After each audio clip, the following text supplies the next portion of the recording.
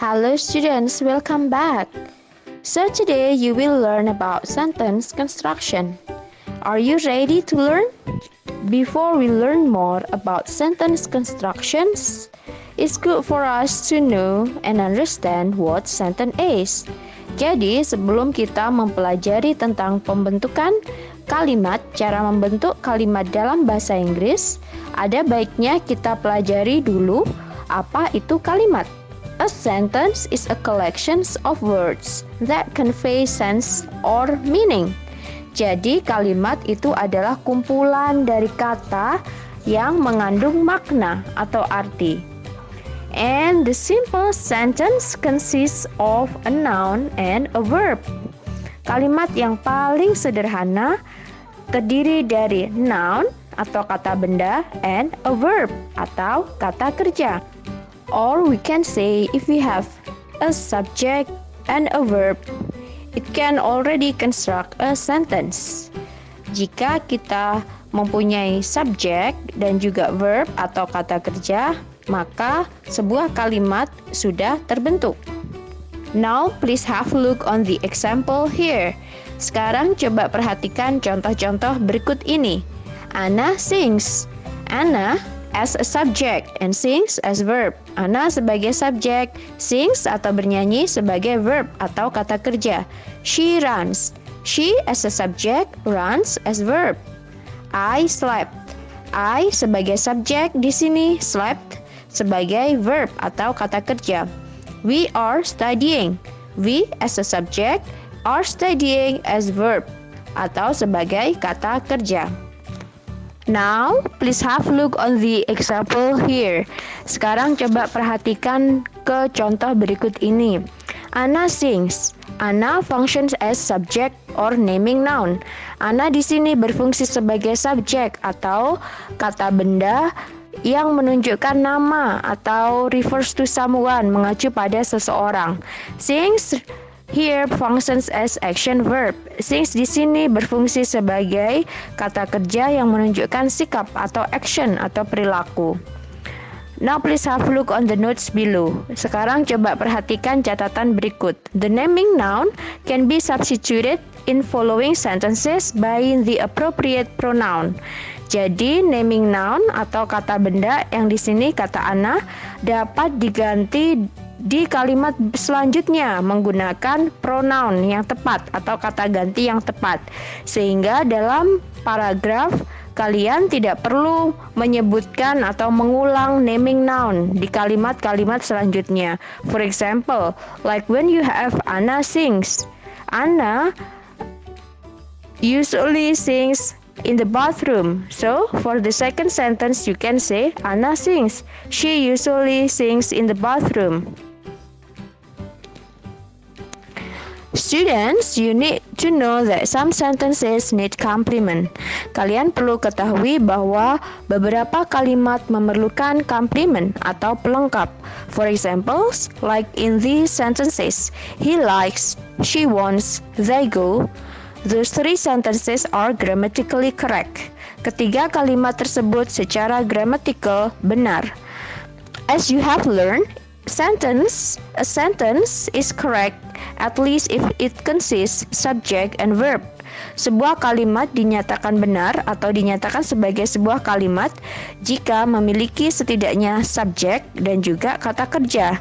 Here we have he, she, they as subject, and the words likes, wants, go as verb.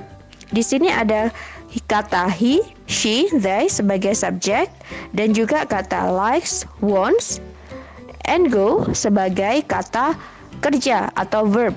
But they do not convey meaning. Tapi mereka tidak memiliki arti yang lengkap. For example, he likes what? Dia suka apa? She wants what? And they go where? Mereka pergi kemana? So, they need complement. Jadi ketiga kalimat tersebut memerlukan complement atau pelengkap. In order to understand more about complement, now please have a look on the explanations here.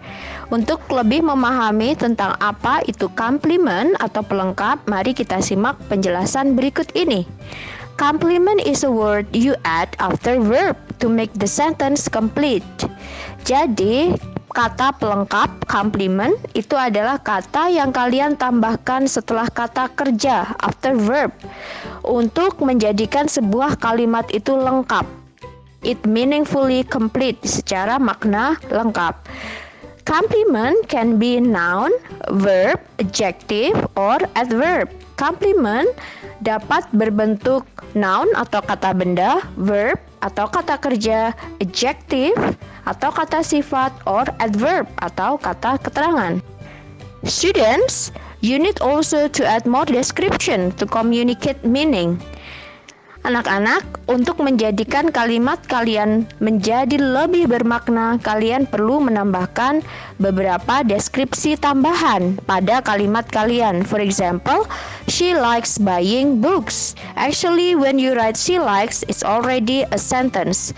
Saat kalian menuliskan kata she likes, merupakan sebuah kalimat yang secara gramatikal benar. Sudah ada subjek, she, dan verb, likes. Akan tetapi untuk memberikan makna yang lebih pada kalimat tersebut, you need to add more description. Kalian perlu menambahkan deskripsi lain. Here you can add buying books. So you have she likes buying books. Sehingga kalimatnya menjadi she likes buying book. Dia suka membeli buku. You guys need to know what can come next to make that sentence meaningful. Untuk memberikan penjelasan yang tepat dalam sebuah kalimat, kalian perlu mengetahui apa yang diperlukan, jenis kata apa yang diperlukan. For example, here you have she likes buying. Di situ sudah ada kata she likes buying, dia suka membeli. What comes after the word buying? Here you need noun, kalian memerlukan kata benda, so you can add noun here. So you add books. Students, now let's learn about verb. Verbs or action words are expressed in tenses, past, present, or future. Verbs atau kata kerja dinyatakan dalam tenses. Dalam bahasa Inggris kita mengenal past atau penanda masa lampau, masa dulu, saat dulu, present, penanda masa sekarang, saat ini, or future, penanda masa yang akan datang. The tenses of a verb is its setting in time. Jadi tenses dalam bahasa Inggris itu menunjukkan waktu kejadian kapan verbs atau kata kerja itu, kejadian itu terjadi atau take place atau dilakukan. For example, she buys books. She bought books. She will buy books. Ketiga kalimat tersebut mengandung makna yang berbeda. She buys books menunjukkan kalau proses membeli saat ini, terjadi saat ini, di masa sekarang. She bought books berarti proses membeli telah terjadi. Buku sudah terbeli, terjadi di masa lampau. She will buy books berarti proses membeli buku belum terjadi, akan membeli, masih akan dilakukan. Okay students, it's time for you to have practice. Sekarang waktunya kalian berlatih. Now I want you to make sentences using the words provided. Berdasarkan apa yang sudah kalian pelajari hari ini tentang sentence constructions, silakan buat kalimat menggunakan kata-kata berikut ini. Okay? I cannot wait to check your works and see you in class. Bye-bye.